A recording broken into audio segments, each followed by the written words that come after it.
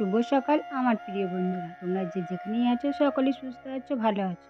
বর্ধমান জেলায় ছোট্ট একটি গ্রাম থেকে আমি রীতি তোমাদের সকলকে জানাই আমার এই ব্লগ চ্যানেলে অনেক অনেক স্বাগত, অনেক অনেক ভালোবাসা। এখন বাজে হচ্ছে সকাল 6:30। আর দেখো আমি ঘুম থেকে উঠি তোমাদের সাথে এই ফুল গাছগুলো শেয়ার করছি, কারণ এইগুলো আমি কালকে কিনে নিয়ে এসেছি। তো দেখো তারপর আমি ছাদে চলে এসেছি। ছাদে এসে দেখো পরিবেশটা সব মনে হচ্ছে কুয়াশায় ঢেকে গেছে, অন্ধকার হয়ে আছে। আর ধোঁয়া ধোঁয়া পাড়া ভাব, মনে হচ্ছে কেউ ধুমা লাগিয়েছে।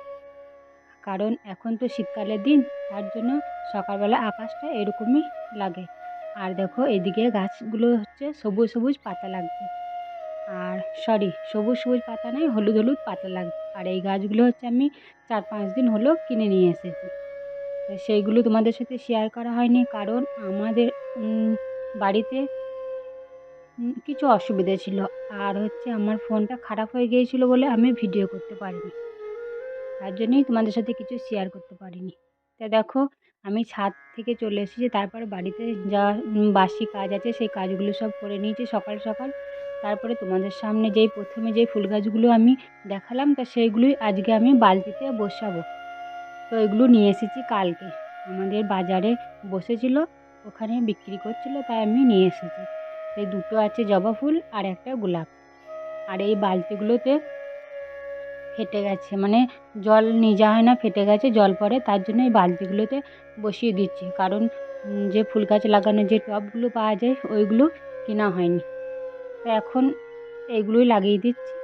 আর এই মাটিগুলো আমি পাশের বাড়ি থেকে, ওদের ঘর ভেঙেছে ওখান থেকে নিয়ে এসেছিলাম কালকে, দিয়ে রেখে দিয়েছি। তো সেই মাটি দিয়ে লাগাচ্ছি। আর হচ্ছে কটা গোবর আর সার মাটি সেগুলো নিয়ে এসেছি, তো সেইগুলো দিয়ে দিচ্ছি ওখানে। তার এখানে আমার একটা গাছ লাগানো হয়ে গেছে, আর বাকি দুটো গাছ আছে, ওই গাছ দুটো লাগিয়ে নেবো। আর দেখো আমি এই ঘরের পিছনে কটা লঙ্কা গাছ লাগিয়েছিলাম, তার লঙ্কা গাছে লঙ্কা হয়েছে, আর দেখতে খুব সুন্দর লাগছে। আর এইটা হচ্ছে আমাদের বাড়ি, বাইরেটা কোনো প্লাস্টার করা হয়নি, যখন প্লাস্টার করা হবে তখন তোমাদের সাথে শেয়ার করব। আর তোমাদের ঘরে দেখিয়েছিলাম যে আমাদের ঘরের পিছনে যেখানে পেয়ারা গাছ, তারপরে হচ্ছে পেঁপে গাছ, ওইগুলো লাগিয়েছিলাম।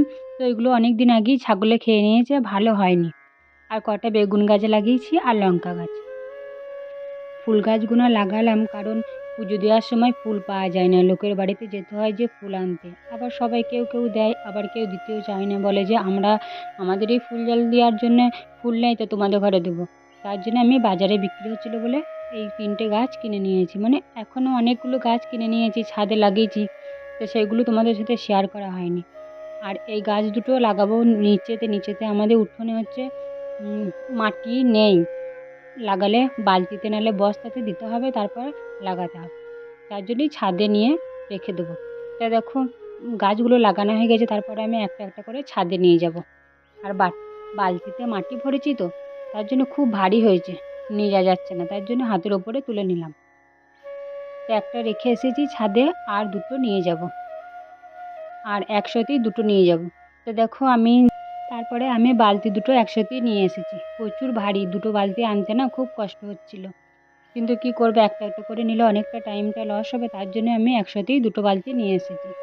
আর দেখো ছাদের উপরে অনেকটাই রোদ আছে, কারণ গাছ লাগালে তো রোদ জল বাতাস সবই লাগে, কিন্তু নিচে সেটা নেই, তার জন্য আমি সব গাছগুলো ওপরেই লাগিয়েছি। আর এইদিকে আছে দেখো টগর, গাঁদা ফুল, জবা, ছোট ছোট এখনো যে ফুলগুলো হয় না সেগুলো সব লাগিয়েছি। আর দেখো আমি লাগানোর পর তারপরে জল দিয়ে, তারপরে কটা মাটি আর সার দিয়ে দিচ্ছি, আর যেই নোংরাগুলো আছে ওইগুলো ফেলে দিচ্ছি।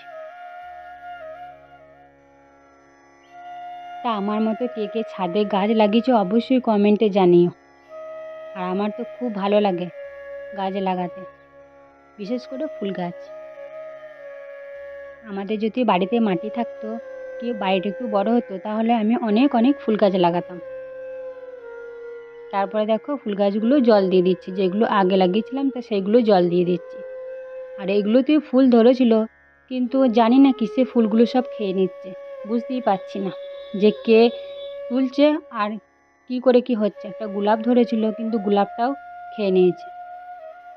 তো দেখো আজকের ভিডিওটা এখন এই পর্যন্তই। ভিডিওটা যদি ভালো লাগে অবশ্যই লাইক করবে, আর আমার চ্যানেলটা সাবস্ক্রাইব করবে। সকলে ভালো থাকবে, সুস্থ থাকবে। দেখা হবে আবার পরের ভিডিওতে। সকলকে নমস্কার।